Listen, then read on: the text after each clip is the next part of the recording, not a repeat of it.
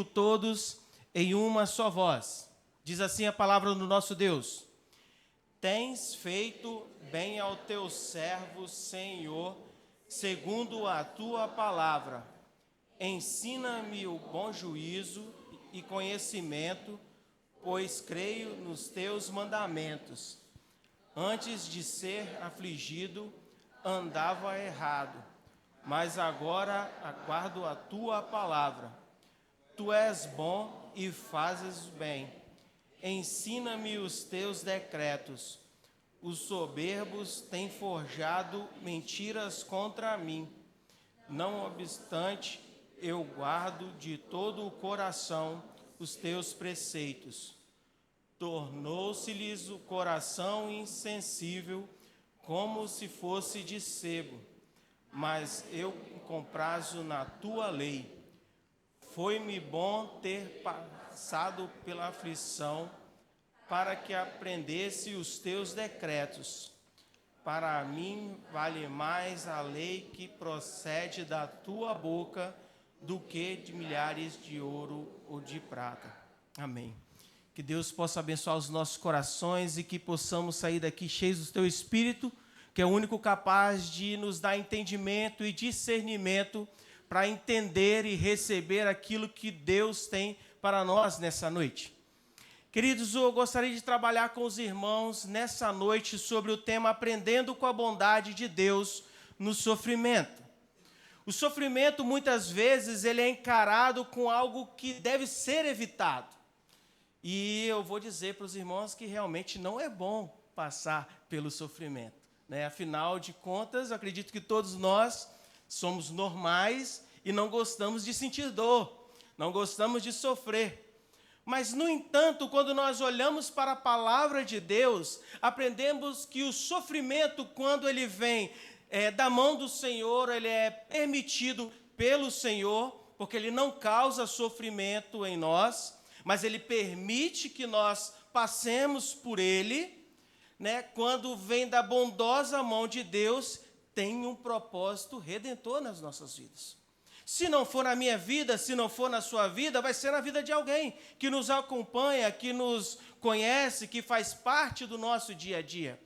O Salmo de número 119, esse bloco do 65 ao 72, o salmista reconhece que Deus é bom, mesmo quando ele permite a aflição. E nós temos, às vezes, essa frase ensaiada nas nossas vidas, que Deus é bom. Já vimos filmes que foi um jargão, né? Um filme que tem um jargão que é Deus é bom o tempo todo Deus é bom. Nós cantamos na nossa igreja, temos letras de músicas que cantam, Ele continua sendo bom, Ele continua sendo Deus. Nós falamos muito sobre isso da boca para fora, mas a realidade que nós temos que trazer para a nossa vida, para o nosso dia é: será que realmente nós confiamos nessa bondade de Deus quando estamos passando pelo sofrimento? Esse bloco do Salmo nos ensina a bondade, que a bondade de Deus, ela não se manifesta apenas nos tempos bons, apenas na bonança, porque ela se manifesta também nas provações, e Ele permite que nós passamos isso para o nosso crescimento espiritual. Porque, convenhamos, pensa comigo, é muito mais muito mais propício nós buscarmos a presença do Senhor quando nós estamos passando pela aflição ou quando nós estamos passando pela bonança. Porque se nós recebemos uma promoção ou conseguimos um emprego, nós louvamos a Deus, nós agradecemos a Deus. Às vezes até fazemos um culto de ação de graça, mas se torna momentâneo. Após esse momento, quantas vezes mais você lembrou de dar graças ao Senhor pela bonança, pela bênção recebida? Agora, quando nós perdemos o emprego, nós lembramos de Deus ao levantar, durante o dia e ao deitar, pedindo ao Senhor misericórdia, pedindo que o Senhor olhe por nós. Então, o sofrimento é uma ferramenta preciosa nas mãos do Senhor para poder moldar o meu caráter e o seu caráter. O nosso crescimento espiritual se dá em meio às provações, em meio ao deserto da vida, porque é nesse instante em que nós nos aproximamos mais de Deus. É nesse momento que nós buscamos mais a Deus. E o salmista, ele tem aqui algumas verdades preciosas que nós precisamos alencar, e eu gostaria que você acompanhasse firmemente comigo na sua Bíblia o que nós vamos ver aqui. E uma das primeiras coisas que nós podemos ver o salmista destacando aqui é a bondade de Deus que se revela em seus feitos. E aí aqui agora nós vamos falar de uma forma geral, em todos os feitos. Porque o salmista, ele começa dizendo: tens feito bem ao teu servo, Senhor. Ou seja, independente da situação, ele está reconhecendo a bondade de Deus sobre a sua vida, segundo a tua palavra. E aqui é uma coisa importante que eu gostaria que os irmãos gravassem isso, porque a gente vai falar nisso aqui de novo. Segundo a tua palavra. Uma característica, uma afirmação de quem tem o conhecimento de quem é Deus pela sua palavra. Alguém que observa a palavra de Deus, que guarda a palavra de Deus, que pratica a palavra de Deus, que vive a palavra de Deus em todas as circunstâncias da sua vida. O salmista, ele começa reconhecendo que tudo que Deus faz é bom, e ele afirma que Deus o tratou bem conforme a sua palavra. Então nós vemos aqui que é o reconhecimento da mente de alguém que já teve uma regeneração, uma mente restaurada pela palavra, uma mente que já provou do Senhor algumas vezes. E quando nós olhamos o livro de Salmos, ele tem muitas provações, e há muitas orações de ação de graça pelo livramento, pelo sustento, pela proteção, e aí assim vai. E nós estamos vendo aqui, então, que ele já reconhece que Deus atua em sua vida em todos os detalhes. Em cada detalhe da sua vida, Deus está presente e ele não reclama. Ele não murmura. E aí, não que a gente não possa questionar a Deus. Sim, nós podemos quebrantar o nosso coração na presença de Deus. E há uma diferença entre você murmurar e você se quebrantar na presença do Senhor. Porque quando você chega perante Deus, abre o seu coração e fala assim: Senhor, eu não entendo. Ensina, Senhor. Me ensina, traz clareza à minha mente. Por que disso? Me fortalece. Me dê força para poder atravessar isso.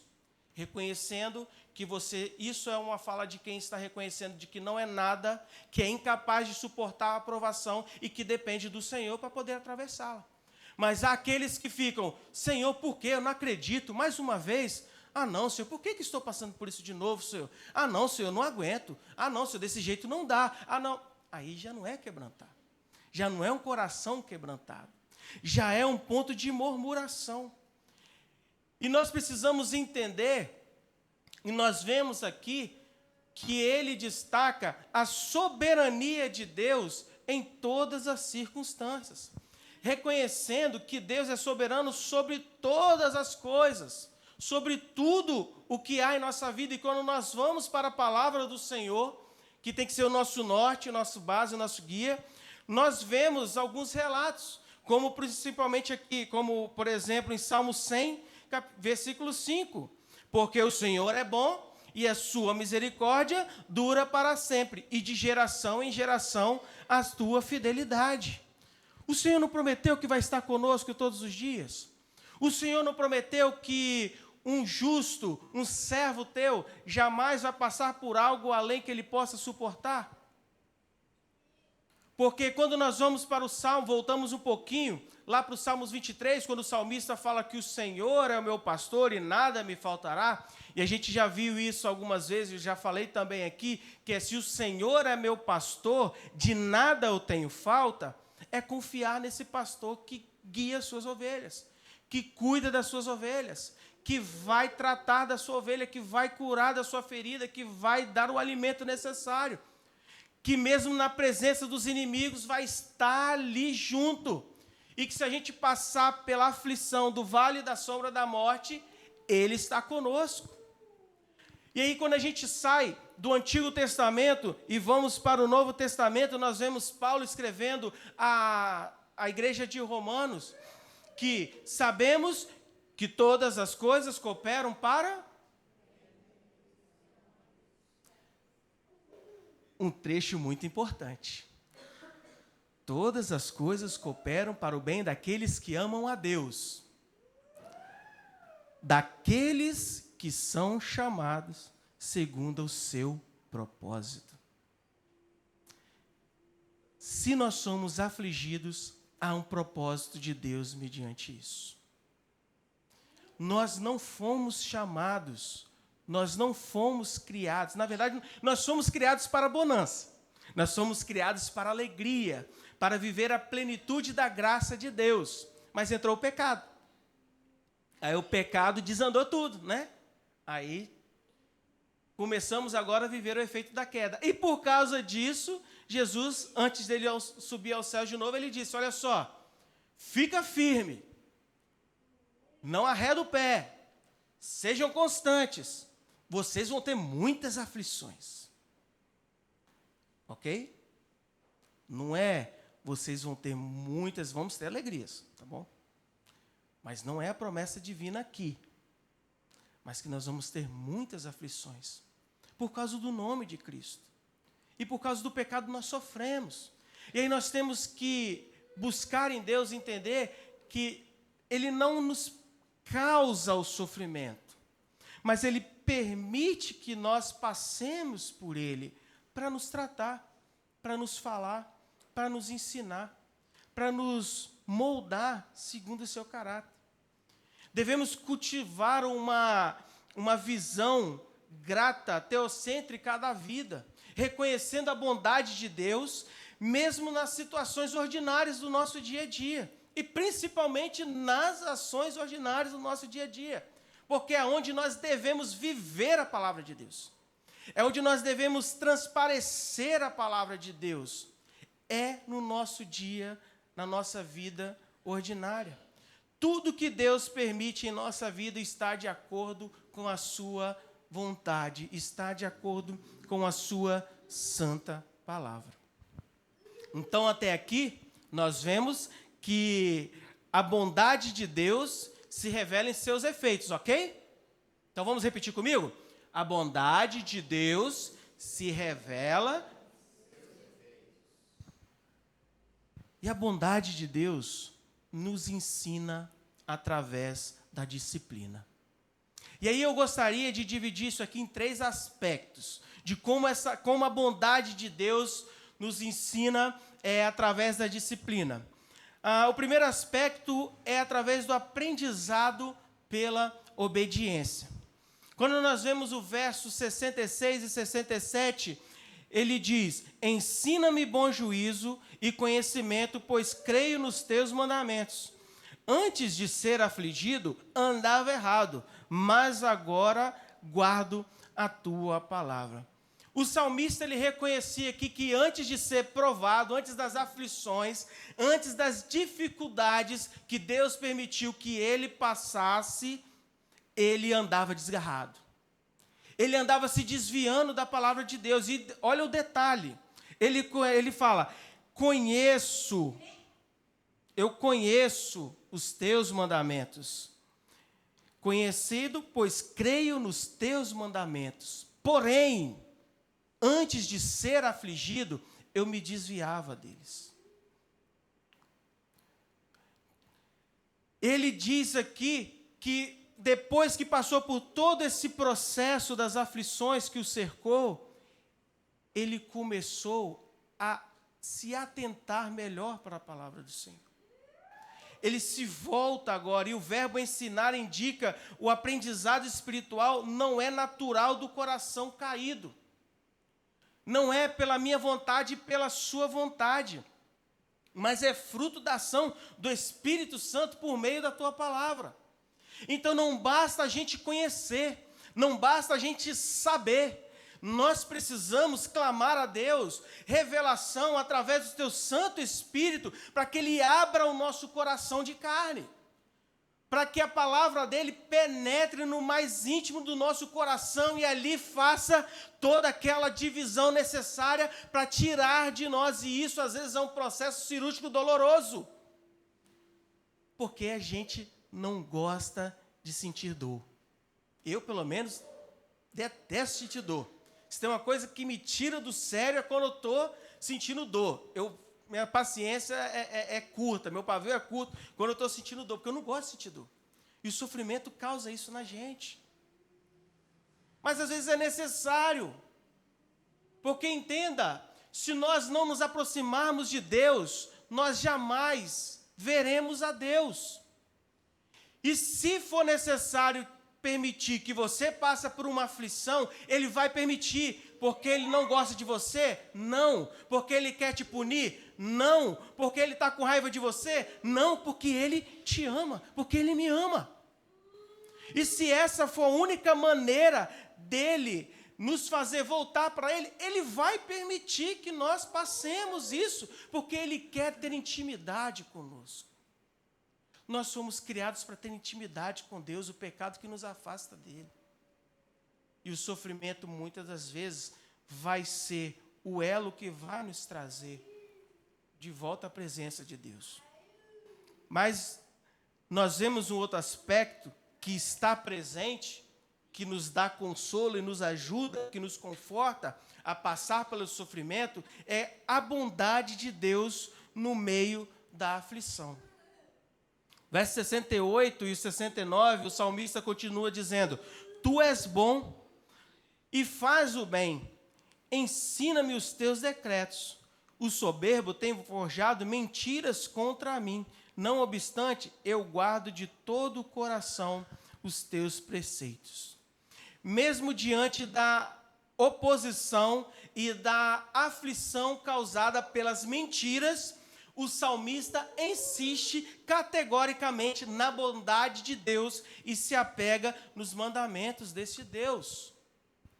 Olha, horas, pensa comigo, se não é algo muito familiar, o que aconteceu com Jó. Lembra de Jó? Já que nós estamos falando sobre sofrimento e aflição, acho que um bom exemplo de trazer à nossa memória é Jó. Jó, ele foi afligido em todos os aspectos da sua vida. Em todos os aspectos da sua vida. Porque Deus falou com o diabo: toca em tudo, menos na sua vida. E o diabo tocou no dinheiro, nas posses, na família, na saúde, mas Jó se manteve firme. E mesmo diante das perseguições, os amigos chegaram e falaram assim: Jó, olha só, alguma coisa você fez, cara. Reconhece aí, porque você está em pecado. Não é possível que Deus vai deixar acontecer isso contigo se você não está em pecado. E aí tudo bem, né? Os amigos, às vezes a gente tem aqueles amigos que são amigos da onça, né? Que quer mais ver a gente pelas costas que pela frente. Mas aí vem a mulher de Jó. Alguém próximo, sua companheira, aquela que ele escolheu para passar a sua vida. E ele falou assim: Jó, olha o que você está passando, Jó. Faz o seguinte, amaldiçoa logo os dias da tua vida, amaldiçoa esse Deus e morre de uma vez por todas. Acaba com esse sofrimento. E aí algo que é interessante. Olha só, Jó, dizendo para ela: como é que você pode dizer todas essas coisas? Parafraseando em 1 Rafaéis, tá, queridos?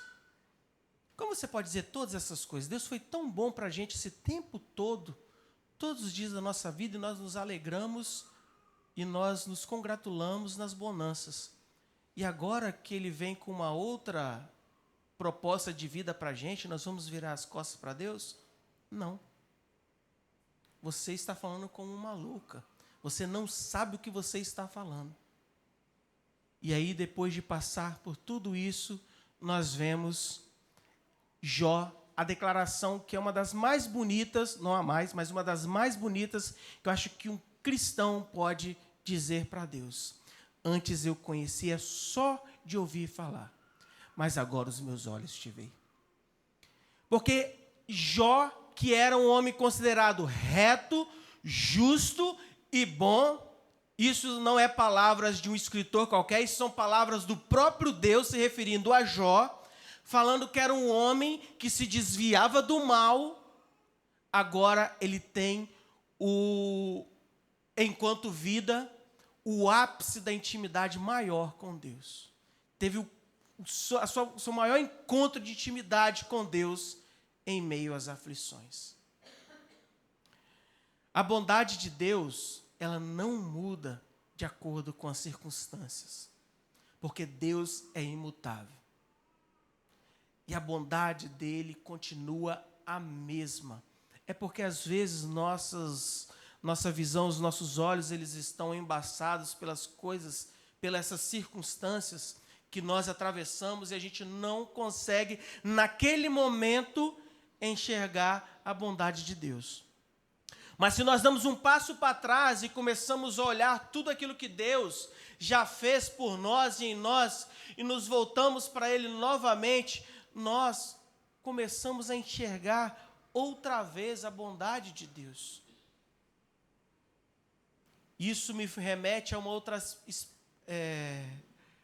outra questão da bondade de Deus, que nos ensina através de um outro aspecto, é o aspecto da pedagogia da dor. No verso 70 a 71, ele vem dizendo: tornou-se-lhes o coração insensível, como se fosse sebo. Mas eu me comprazo na tua lei, foi-me bom ter eu passado pela aflição, para que aprendesse dos teus decretos. E aí os pedagogos, né, que nós temos, pedagogos, né? Pedagogos é feio, né? Os pedagogos de plantão que nós temos aqui, e os pedagogos já vão me corrigindo agora já, né, logo de cara. O que é pedagogia? Pedagogia é a ciência que estuda os processos de ensino e aprendizagem com o objetivo de desenvolver métodos e técnicas para desenvolvimento humano em diferentes contextos. E a pedagogia da dor, ela tem muitos métodos e muitas técnicas. A dor, eu acho que ela é uma mestre, né? Tem um doutorado nessa questão, tem um PhD, porque ela vai profundo da gente, né? Ela derruba a gente, ela tira a estabilidade, ela tira da gente tudo aquilo que a gente acha que está no nosso domínio e a gente vê em meio ao sofrimento que realmente a gente não é nada. Por mais que você possa tentar se preparar, por mais que você já tenha arquitetado qualquer coisa, planejado, quando ela chega, ela aperta, quando ela começa a mostrar os seus métodos e quando ela começa a aplicar as suas técnicas, você fala: Deus, eu não aguento, chega, me socorre. Não dá. Por mim mesmo, eu não consigo. E a dor, ela tem um propósito pedagógico, o aprendizado das ordenanças de Deus. Porque é onde nós, literalmente, quando a gente está com o coração moído, destruído, com a mente cansada, com as reservas lacrimais secas, vira um deserto, que a nossa força se esvariu, se esgotou, está no zero. A gente chega para Deus e fala assim: Deus, me ajuda. A dependência de Deus é uma coisa que a gente não pode esquecer. Nós temos sido ensinados, temos sido instruídos, temos sido orientados a viver na dependência de Deus.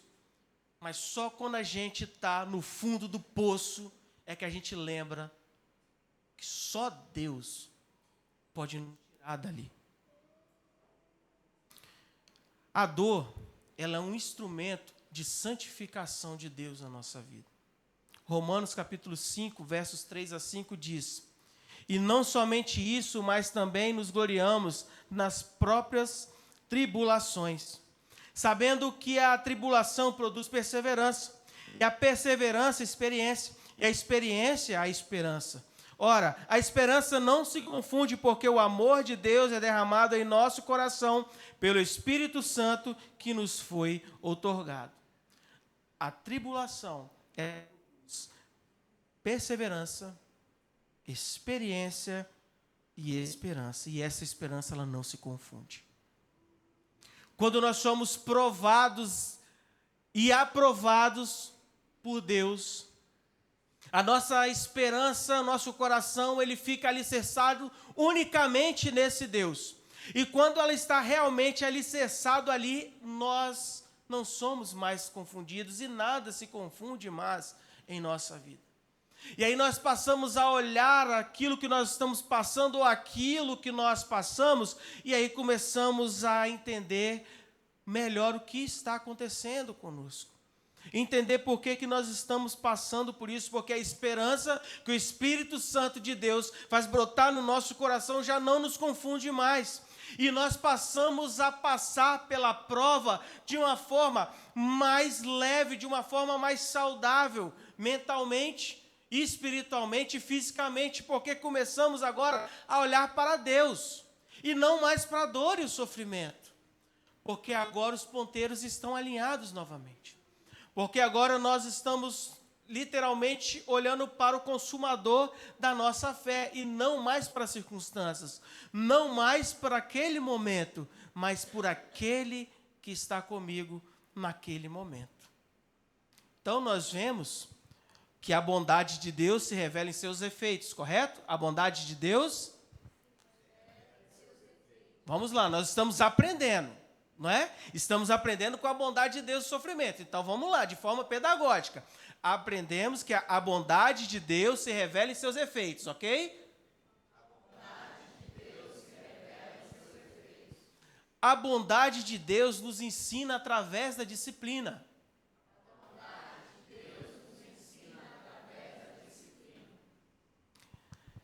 E aí nós vemos, no meio disso tudo, que a palavra de Deus é a mais preciosa do que o ouro. Porque depois que o salmista ele declara isso tudo, ele volta para o centro do seu entendimento. Lembra que eu falei? Segundo a tua palavra, ele começa dizendo que se não fosse o conhecimento pela palavra, que se não fosse viver a palavra dia a dia em sua vida, ele não teria passado por tudo isso. E depois que ele relata todas essas coisas, ele volta a dizer: para mim, vale mais a lei da tua boca do que milhares de moedas de ouro ou de prata. A palavra de Deus é algo mais importante que nós podemos valorizar na nossa vida. E nos alegrar e de nos realmente se orgulhar de ter acesso a ela e de poder viver ela. A gente vê o salmista concluindo a sua palavra aqui de uma afirmação clara de que a palavra de Deus é de maior valor do que qualquer riqueza da terra, do que qualquer coisa que ele possa ter, que ele possa conquistar ou que ele possa ter futuramente. Nós vemos aqui um princípio destacado pelo salmista, que a palavra ela é suficiente, ou seja, a suficiência das Escrituras. Que ele não precisa de mais nada, ele não precisa de um coach. Eu nunca sei falar essa palavra correta. De um coach, de um treinador. Vamos falar do jeito português, de um coach. Ele não precisa de um coach. Ele não precisa de um psicólogo. Ele não precisa de um psiquiatra. Ele precisa da palavra de Deus. Ela é suficiente. E aí, se eu tenho dificuldade em entender ela, eu vou buscar quem possa me ajudar. Aí sim. Aí entra o papel dos nossos pastores, dos nossos presbíteros, para nos ajudar a esclarecer a nossa mente à luz daquilo que nós não estamos entendendo. Porque por muitas vezes eu e você nós vamos ser limitados e vamos ser mesmos. Porque nós somos seres imperfeitos, vivendo num mundo agora imperfeito, tentando viver a bondade de um Deus perfeito, que vai nos tornar um dia um ser perfeito. Mas enquanto aqui nós vivemos, nós estamos vivendo a etapa da imperfeição. E se nós não buscarmos a palavra de Deus e ter ela como realmente nós dizemos que é o nosso manual de fé e prática, nós não vamos entender os propósitos de Deus para a nossa vida. Quando a gente vai para Timóteo, para 2 Timóteo, nós vemos Paulo instruindo. 2 Timóteo 3, 16, 17, diz: toda a escritura é inspirada por Deus e útil para o ensino, para a repreensão, para a correção, para a educação na justiça, a fim de que o homem de Deus seja perfeito e perfeitamente habilitado para toda boa obra. Não é para você viver bem. Não é para que você tenha posses. Não é para que você tenha paz. É para que você possa viver habilitado a cumprir toda boa obra que Deus tem para a sua vida. E às vezes a boa obra é executada no vale da sombra. Às vezes a boa obra ela é executada no deserto. Às vezes a boa obra é colhendo rosas, mas que também tem os espinhos. Ele não apenas reconhece o valor intelectual da palavra, mas ele declara que ele prefere efetivamente em sua vida a palavra de Deus do que qualquer riqueza que esse mundo pode dar, qualquer bem material que esse mundo pode oferecer a ele. Em um mundo onde o sucesso é medido por posses, ou seja, é medido por posses, o povo de Deus é chamado a valorizar as eternas escrituras de Deus.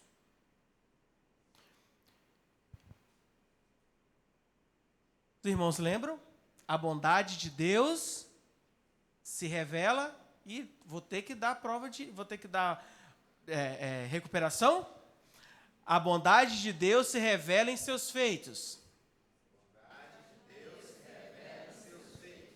A bondade de Deus nos ensina através da disciplina.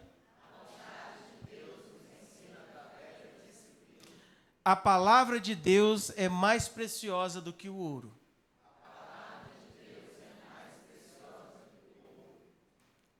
Tendo dito isso, queridos, e os irmãos tendo entendido isso, a gente pode concluir que o sofrimento, embora doloroso, não é um sinal de que Deus se afastou de nós. Muito pelo contrário. Muitas vezes é a evidência da sua graça sobre nossas vidas, operando em nós para nos trazer de volta para o centro da sua vontade. O salmista, ele não apenas suportou a dor, mas ele olhou para a dor e interpretou ela de forma coerente, de forma certeira, como um bem-vindo da mão de um Deus bom. Assim como ele, nós precisamos olhar com os olhos espirituais. Olhar para o sofrimento, para as coisas que nos afligem, com os olhos espirituais. E falar e decretar como ele decretou no verso 71. Foi-me bom ter sido afligido, para que eu aprendesse mais dos teus decretos. Tendo dito isso, gostaria de trazer algumas aplicações para as nossas vidas, para que nós possamos buscar viver o que Deus tem para nós.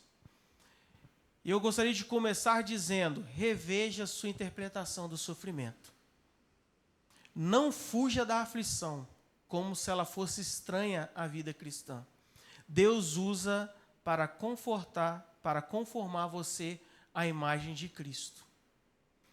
Peça discernimento espiritual, assim como o salmista orou por bom juízo e conhecimento.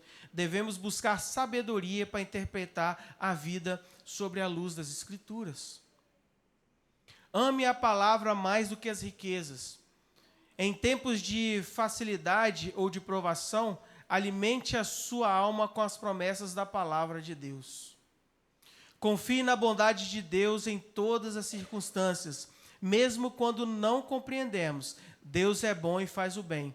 Nossa segurança está em seu caráter, não nas suas circunstâncias.